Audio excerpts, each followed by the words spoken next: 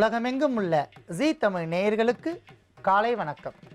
அன்பான நேயர்களே, இன்று நாம் பார்க்க போகும் மருத்துவம் மூல நோய்க்கான மருத்துவத்தை நாம் பார்க்க போகிறோம். அன்பான நேயர்களே, மூல நோய் ஆங்கிலத்தில் பைல்ஸ் என்று அழைக்கப்படுகின்றது. இது 2 வகையாக நோய் தன்மையை ஏற்றவாறு பிரிக்கப்படுகின்றது. உள்மூலம் மற்றும் இரத்த மூலம் அல்லது வெளிமூலம் என்று நோய் தன்மைக்கேற்ப மருத்துவர்கள் இதனை பிரித்து வைக்கின்றனர். அன்பான நேயர்களே, இந்த மூல நோய் வருவதற்கான பல்வேறு வகையான காரணங்கள் இருக்கின்றன. அவற்றில் சிலவற்றை நாம் தெரிந்து கொள்ளலாம். அளவிற்கு அதிகமாக ஜீரணத்தன்மையை ஏற்படுத்தாமல் தடுக்கக்கூடிய நான்வெஜ் என்று அழைக்கக்கூடிய மாமிசங்களை அளவிற்கு அதிகமாக சாப்பிடுவதால் நமக்கு மந்தத்தன்மை ஏற்பட்டு அஜீரணத்தன்மையும் கூடவே ஏற்பட்டுவிடும். இதனால் நமக்கு ஜீரணம் ஒழுங்காக நடைபெறாமல் உண்ட கழிவுகள் அத்தனையும் வெளியேற்றப்படாமல் உடலில் தங்கியிருந்து மூலச்சூடு அதிகரிக்கும். அதாவது இதை சித்தர்கள் மூலச்சூடு அல்லது மூலக்கணல் என்று குறிப்பிடுகின்றனர். அந்த மூலக்கணல் அதிகரிக்கின்ற போது நமக்கு குடல் பையில் இருக்கக்கூடிய பூரணமான சத்துக்கள் படிப்படியாக குறைந்து மலமிளக்கியாக செயல்படாமல் தடுத்துவிடும். இதனால் அவர்களுக்கு வெப்பத்துடன் காற்று பிரிவதுடன் அவர்களுக்கு மலம் வெளியேறாமல் அடிக்கடி அங்கு கொப்பளங்கள் ஏற்படும். அந்த கொப்பளங்கள் நாளடைவில் எரிச்சலாக மாறி சில நாளடைவில் புண்களாக மாறும். அவையே நாள்பட்ட அளவில் மாறிவிட்டால் அவற்றிற்கு மூலம் என்று பெயர். மலம் கழிக்க முடியாமல் மிகவும் சிரமப்படக்கூடிய ஒரு கொடிய நோயாக இது கருதப்படுகிறது. அன்பான நேயர்களே, அடுத்ததாக காரணம் மலச்சிக்கல், கான்ஸ்டிபேஷன் என்று அறிவியலில் அழைக்கக்கூடிய இந்த மலச்சிக்கல் காலை மாலை ஒழுங்காக இருவேளையும் மலம் கழித்தால்தான் வயிற்றில் இருக்கக்கூடிய கழிவுகள் எல்லாம் பூரணமாக வெளியேறி அவர்களுக்கு பரிபூர்ணமாக மலக்குடல் தூய்மை அடைந்து ஒழுங்காக அங்கு அஜீரணம் ஏற்படாமல் பாதுகாக்கப்படும். அவ்வாறு மலச்சிக்கல் இருந்தால் நாளடைவில் பைல்ஸ் என்று சொல்லக்கூடிய மூல நோயை ஏற்படுத்திவிடும். மூன்றாவதாக மிக குறைவான நீர் நம்முடைய உடலில் தங்கி இருத்தல், ஹைட்ரேஷன் என்று சொல்லக்கூடிய லேக் ஆஃப் வாட்டர், அதாவது நீர் பற்றாக்குறை. மனித உடலில் தினந்தோறும் அளவிற்கு அதிகமாக நீர்ச்சத்து இருக்க வேண்டும். அவ்வாறு நீர்ச்சத்து இல்லை என்றால் நமக்கு பல்வேறு வகையான நோய்கள் ஏற்படும். அவற்றில் ஒன்று மூல நோய். ஆகையால் இயன்றவரை நிறைய தண்ணீர் குடிக்க வேண்டும். அதுவும் குறிப்பாக நன்றாக கொதிக்க வைத்து ஆறியவுடன் வடிகட்டி பருகிய நீராக இருந்தால் மிக உத்தமம். ஆகையால் நீர் பற்றாக்குறை மூல நோய்க்கு ஒரு காரணம். அன்பான நேயர்களே, அடுத்ததாக பல்வேறு வகையான தொற்று நோய்கள். தொற்று நோய்கள் இருந்தால் அவை மலத்தில் உள்ள மலக்குடலில் உள்ள கிருமிகளுடன் சேர்ந்து நமக்கு மலத்தை துர்நாற்றம் அடைய செய்வதுடன் மலம் கழிப்பதற்கு ஒரு தடை ஏற்படுத்தும். அந்த தடை மூலமாக நமக்கு மூல நோய் ஏற்படுகின்றது. அன்பான நேயர்களே, மூல நோய் வருவதற்கான காரணங்களை தெரிந்து கொண்டோம். அவற்றை வராமல் பாதுகாப்பதற்கான வழிமுறைகளை நாம் தெரிந்து கொள்ளலாம். அன்பான நேயர்களே, இயன்றவரை நமக்கு சைவ உணவுகள் முழு பாதுகாப்பை தரக்கூடிய ஒரு அற்புதமான அமைப்பாக விளங்குகின்றது.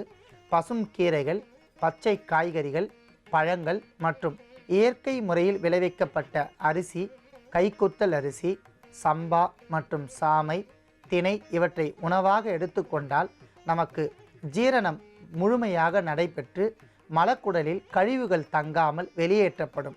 ஆகையால் நமக்கு பூரணமாக இந்த மூலம் என்று சொல்லக்கூடிய நோயை விரட்டி கொள்ளலாம். அடுத்ததாக தூதுவளை கீரை. கீரையில் இருக்கக்கூடிய தூதுவளை, அடுத்ததாக இருக்கக்கூடிய அந்த சோப்புக்காய் என்று சொல்லக்கூடிய அந்த கீரை வகைகள் மற்றும் சிறுகீரை, முளைக்கீரை மற்றும் பல்வேறு வகையான கீரைகளினுடைய மகத்துவம் பொருந்திய துத்திக்கீரை இவையெல்லாம் உணவாக சாப்பிட்டு வந்தால் மூல நோயை அறவே தவிர்த்திடலாம். அடுத்ததாக காய்கறிகளில் கருணைக்கிழங்கு மிகவும் அற்புதமான வள்ளலார் என்கிற பெருமகனாரால் அறிமுகப்படுத்தப்பட்ட அற்புதமான ஒரு கிழங்கு. கிழங்கு வகைகளில் ஒரே ஒரு கிழங்கை மட்டும் சாப்பிடலாம் என்று அறிவுறுத்தக்கூடிய ஒரு கிழங்காக இருக்கின்றது கருணைக்கிழங்கு. மிகவும் உன்னதமான முறையில் மூல நோய் வராமல் பாதுகாக்கும். சித்தர்கள் கூற்றுப்படி நவ மூலம் 9 வகையான மூல நோயும் அறவே அழிக்கக்கூடிய ஆற்றல் இந்த சோற்றுக்கற்றாழை மற்றும் கருணைக்கிழங்கிற்கு உள்ளது. அடுத்ததாக சோற்றுக்கற்றாழை, அதை குமரி என்று சொல்வார்கள். சோற்றுக்கற்றாழை சோற்று பகுதியை நாம் உணவாக எடுத்து கொண்டு வந்தால் மூல நோயை அறவே தவிர்த்திடலாம். அடுத்ததாக பழ வகைகளில் பப்பாளி மற்றும் இயற்கை முறையில் விளைவிக்கப்பட்ட திராட்சைகள் இவையெல்லாம் உணவாக எடுத்துக்கொண்டால் பூரணமாக நமக்கு மூல நோய் வராமல் பாதுகாக்கலாம். அன்பான நேயர்களே, நாம் மூல நோய் வருவதற்கான காரணங்களை பார்த்தோம். அவை வராமல் தடுப்பதற்கான வழிமுறைகளையும் தெரிந்து கொண்டோம். இப்பொழுது மூல நோய் வந்துவிட்டால் அவற்றை மிக சுலபமான முறையில் போக்கிக் கொள்வதற்காக ஓர் அற்புதமான லேகியம் ஒன்றை நாம் தயாரிக்கப் போகின்றோம். அதற்காக இன்று நாம் எடுத்துக்கொண்ட ஓர் கற்ப மூலிகை சோற்றுக்கற்றாழை. அன்பான நேயர்களே, ஆலோவீரா என்று ஆங்கிலத்தில் அழைக்கக்கூடிய சோற்றுக்கற்றாழை பல்வேறு வகையான வகைகளில் நமக்கு கிடைக்கின்றது. பேய் கற்றாழை, கருங்கற்றாழை, செங்கற்றாழை, சோற்றுக்கற்றாழை மற்றும் பல்வேறு வகைகளில் நமக்கு கிடைக்கின்றன. ஒவ்வொரு வகையான கற்றாழையும் மிக சிறந்த மருத்துவ குணங்களை உள்ளடக்கியதாக உள்ளது. குறிப்பாக நாம் எடுத்துக்கொண்ட இந்த சோற்றுக்கற்றாழை மிக சிறந்த ஒரு கிருமி நாசினி. இதற்கு பரிபாஷையில் பல்வேறு வகையான பெயர்கள் உள்ளன. குமரி, குமரிப்பெண், கரியபோலம், கற்றாழை என்று பல்வேறு வகையான பரிபாஷைகள், இதற்கு மாற்று பெயர்கள் உள்ளன. அவ்வாறு அழைப்பதற்கான முக்கிய காரணம், குறிப்பாக குமரி என்றால் இளமை. 16 வயதுடைய பெண்ணை குமரி என்று கூறுகிறோம். என்றுமே 16 வயது உடைய ஒரு மார்க்கண்டேயன் போல் நித்தியமாக வாழ்வதற்கு அற்புதமான துணை மருந்தாக இது இருக்கின்றது. ஆகையால் தான் இதற்கு குமரி என்று பெயர். அன்பான நேயர்களே, கன்னியாகுமரி என்கிற மாவட்டத்தில் அளவிற்கு அதிகமாக சோற்றுக்கற்றாழை விளைவதால் அதற்கு குமரி மாவட்டம் என்றே பெயர் வந்துள்ளது. அந்த அளவிற்கு இந்த சோற்றுக்கற்றாழைக்கு ஒரு மகத்துவம் உள்ளது. சித்தர் பெருமக்கள் இதை காய கற்ப மூலிகை ஒன்றான அற்புதமான மூலிகையாக எடுத்து வைத்திருக்கின்றனர். காயம் என்றால் இந்த தேகத்தை அழியாமல் பாதுகாக்கக்கூடிய அற்புதமான ஒரு மூலிகை கற்றாழை. மேலும் பண்டைய காலத்தில் இருந்து நவீன இன்றைய காலம் வரை அழகுக்காக பல்வேறு வகையான மருந்து மற்றும் சோப்புகளுக்கு சோற்றுக்கற்றாழையினுடைய உள்பகுதி சதையை பயன்படுத்தி வெற்றி பெற்று இருக்கின்றனர். அந்த அளவிற்கு முகத்தையும் உடலையும் தூய்மையாகவும் இளமையாகவும் வைத்திருக்கக்கூடிய ஆற்றல் சோற்றுக்கற்றாழைக்கு உள்ளது. அன்பான நேயர்களே, மூல நோய் என்று சொல்லக்கூடிய அந்த கொடிய நோயை விரட்டுவதற்கு சோற்றுக்கற்றாழையினுடைய உள்பகுதி சோறு நமக்கு மிக நன்மை தரக்கூடிய ஒரு பொருளாக விளங்குகின்றது. அன்பான நேயர்களே, பல்வேறு வகைகள் பார்த்தோம். சோற்றுக்கற்றாழையிலிருந்து அதனுடைய ஒரு குறிப்பிட்ட சில இனங்களினுடைய மருத்துவ பயன்களை பார்த்தோம். இப்பொழுது நாம் எடுத்துக்கொண்ட சாதாரணமாக சோற்றுக்கற்றாழையை பற்றி ஒரு சில மருத்துவ குறிப்புகளை தெரிந்து கொள்ளலாம். தீப்பட்ட இடத்தில் உள்பகுதி சாறை அரைத்து வைத்தோமானால் தீப்பட்ட காயம் உடனே ஆறிவிடும். வெள்ளைப்படுதல் என்கிற நோய்க்கு சோற்றுக்கற்றாழை மிகவும் இன்றியமையாததாக விளங்குகின்றது. சோற்றுக்கற்றாழையை வெட்டியவுடன் ஒரு சில மஞ்சள் திரவம் ஒன்று வடிந்து கொண்டே இருக்கும். அந்த மஞ்சள் வகையான திரவத்தை நன்றாக சேகரித்து வெயிலில் காய வைத்து எடுப்பார்கள். அதற்கு கரியபோலம் என்று பெயர். மிக சிறந்த உயரிய மருந்தாக அது கருதப்படுகிறது. அந்த கரியபோலத்தை கொண்டு பல்வேறு வகையான கற்ப சுண்ணங்கள், காய கற்ப மருந்துகள் இவையெல்லாம் செய்து கொள்ளலாம். சோற்றுக்கற்றாழை கொண்டு முகப்பூச்சாக நாம் கிருமிகள் மற்றும் பல்வேறு வகையான நோய்களை போக்கிக் கொள்ள முகக்கூழ் ஒன்றை தயாரித்து கொள்ளலாம்.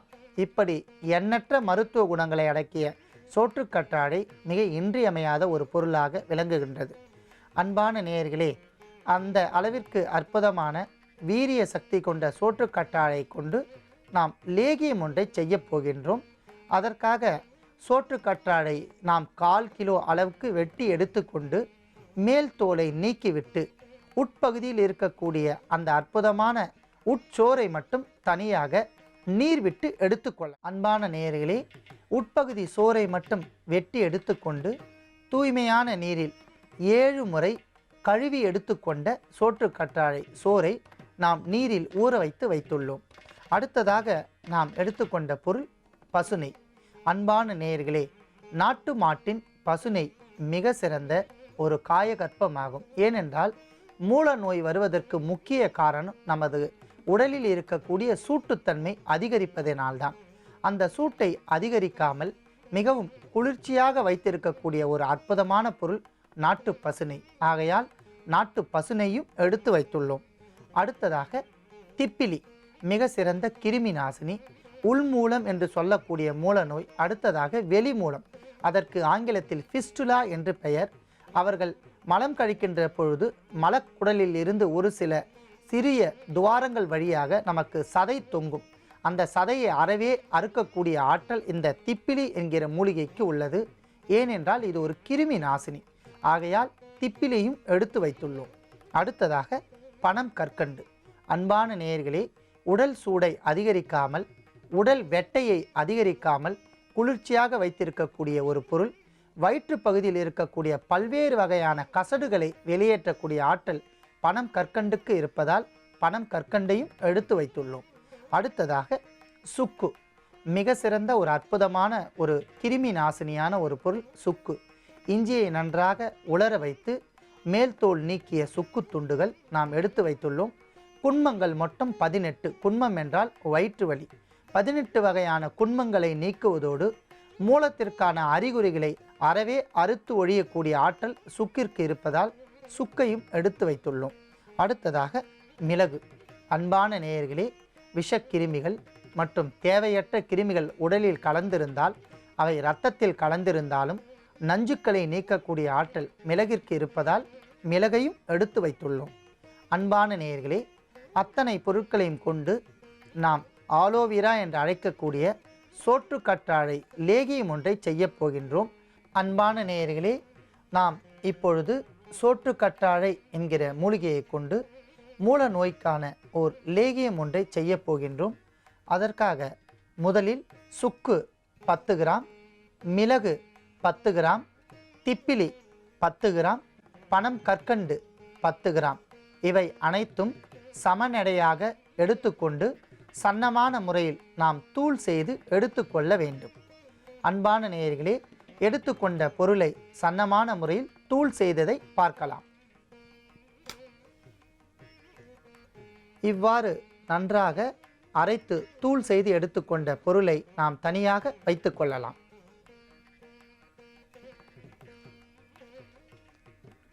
அன்பான நேயர்களே, நாம் லேகியம் செய்வதற்காக முதலில் வாணலில் நெய் விட்டு காய்ச்ச வேண்டும்.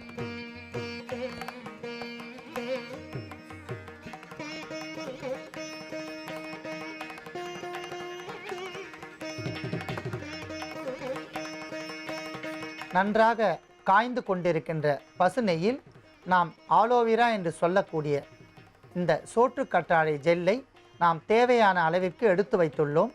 இப்பொழுது பசு நெய்யில் சேர்ப்பதற்காக அதை சற்று ஓரளவு அரைத்து எடுத்துக்கொள்ள வேண்டும். அவ்வாறு அரைத்து எடுத்துக்கொண்ட சோற்றுக்கற்றாழையை நெய்யில் சேர்க்கலாம்.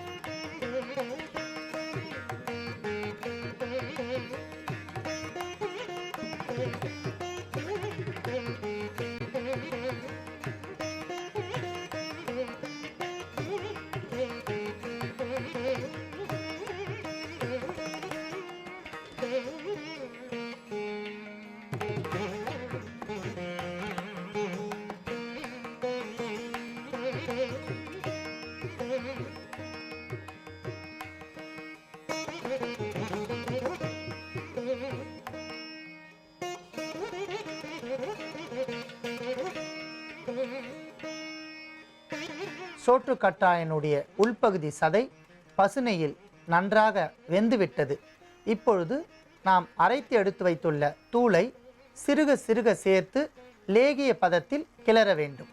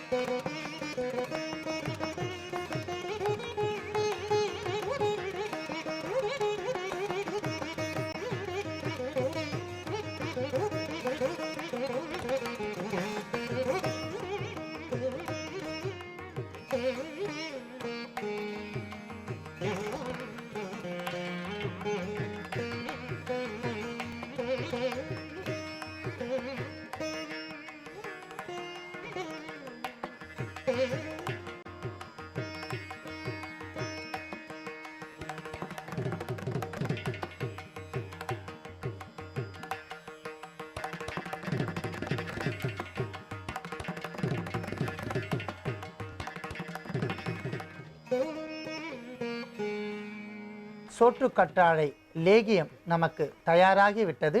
அதை நாம் எடுத்துக்கொள்ளலாம்.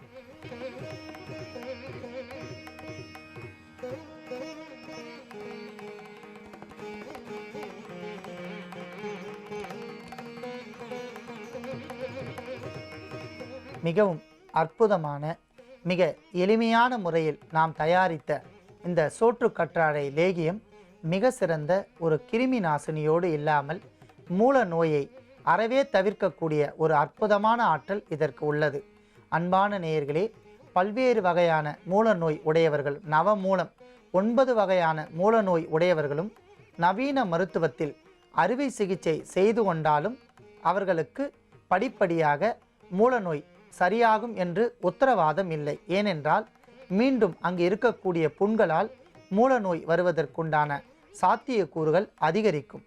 ஆகையால் நாம் தயாரித்த மிகவும் எளிமையான எந்த ஒரு பக்க விளைவுகளும் இல்லாத இந்த சோற்றுக்கற்றாழை மூலம் தயாரிக்கப்பட்ட இந்த லேகியத்தை மூலநோய் உடையவர்கள் காலை மாலை ஒரு சிறிய தேக்கரண்டி அளவிற்கு, அதாவது 10 கிராம் அளவிற்கு சாப்பிடுவதற்கு முன்பாக 10 கிராம் அளவிற்கு காலை மாலை சாப்பிட்டு வந்தால் ஒரு மண்டலம் அல்லது அரை மண்டலம், அது அவரவர்களின் உடல்நிலையை பொறுத்து.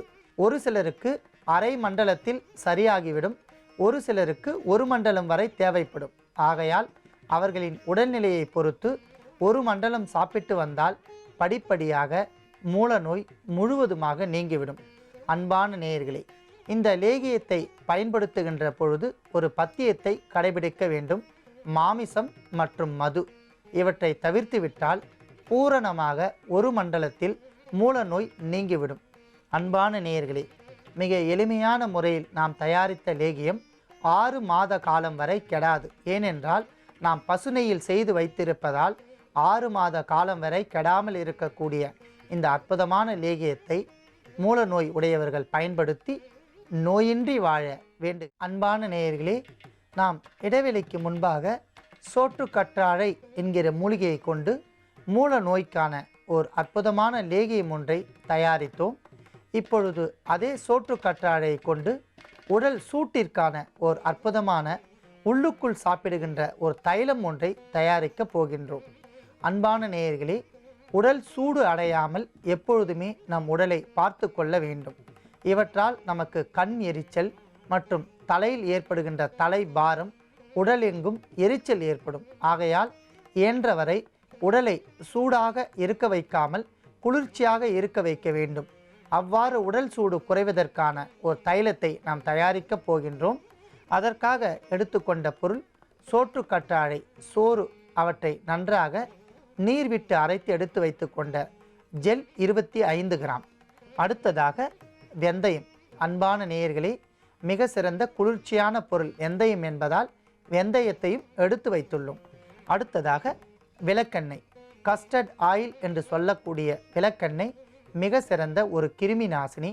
வயிற்று பகுதியில் இருக்கக்கூடிய எல்லா குற்றங்களையும் தவிர்க்கும், உடலுக்கு குளிர்ச்சி தரும் என்பதால் விளக்கெண்ணையும் எடுத்து வைத்துள்ளோம். அடுத்ததாக வெங்காயம், தோல் உரித்து சிறு சிறு துண்டுகளாக நறுக்கி எடுக்கப்பட்ட வெங்காய துண்டுகள். அன்பான நேயர்களே, உடலுக்கு குளிர்ச்சி தந்து கண்களுக்கும் குளிர்ச்சி தரக்கூடிய அற்புதமான ஒரு பொருள் வெங்காயம். ஆகையால் வெங்காய துண்டுகளையும் எடுத்து வைத்துள்ளோம். அன்பான நேயர்களே, அத்தனை பொருட்களையும் கொண்டு நாம் தைலம் ஒன்றை, உள்ளுக்குள் சாப்பிடுகின்ற தைலம் ஒன்றை காய்ச்சப் போகின்றோம்.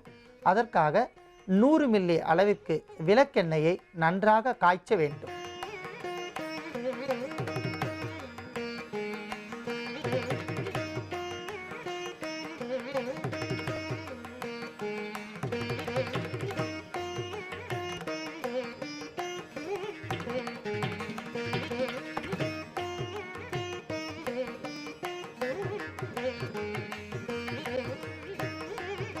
நன்றாக கொதித்து கொண்டிருக்கின்ற விளக்கெண்ணெயில் நாம் சோற்றுக்கற்றாழை சோறு 2 தேக்கரண்டி,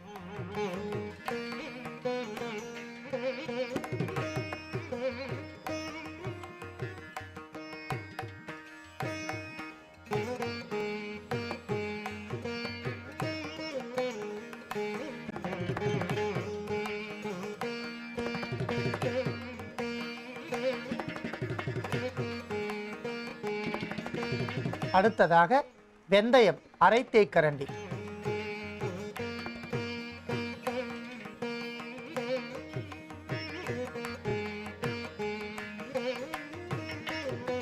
வெங்காய துண்டுகள் 1 தேக்கரண்டி,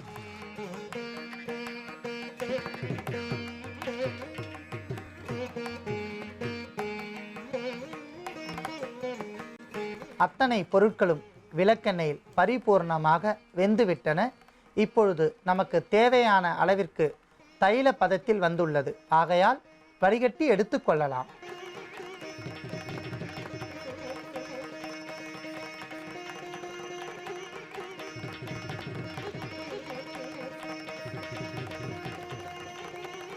மிகவும் அற்புதமான சோற்றுக்கற்றாழை தைலம். இந்த தைலத்தை உடல் சூடு உடையவர்கள் நன்றாக இந்த தைலத்தை ஆற வைத்துவிட்ட பிறகு மறுநாள் காலை எழுந்தவுடன் உணவெல்லாம் உண்பதற்கு முன்பாக வெறும் வயிற்றில் 1/4 தேக்கரண்டி, இரவு அதாவது மாலை வேளையில் மலஜலங்கள் கழித்த பின்பு 1/4 தேக்கரண்டி, படிப்படியாக உடலில் இருக்கக்கூடிய அத்தனை உஷ்ணங்களும் பூரணமாக நீங்கிவிடும். கண் சிவப்பு மாறி கண்களுக்கும் உடலுக்கும் குளிர்ச்சி ஏற்படும். உடலெங்கும் இருக்கக்கூடிய காந்தல் என்றால் உடல் எரிச்சல், இவையெல்லாம் தணிந்துவிடும். இதனால் உடலுக்கும் மனதிற்கும் ஒரு புத்துணர்ச்சி ஏற்படுத்தக்கூடிய அற்புதமான இந்த தைலத்தை வாரத்திற்கு 2 முறை பயன்படுத்தினால் போதுமானது. அன்பான நேயர்களே, மிக எளிமையான முறையில் தயாரித்த இந்த தைலத்தை நோயுடையவர்கள் பயன்படுத்தி நோயின்றி வாழ வேண்டுகிறேன்.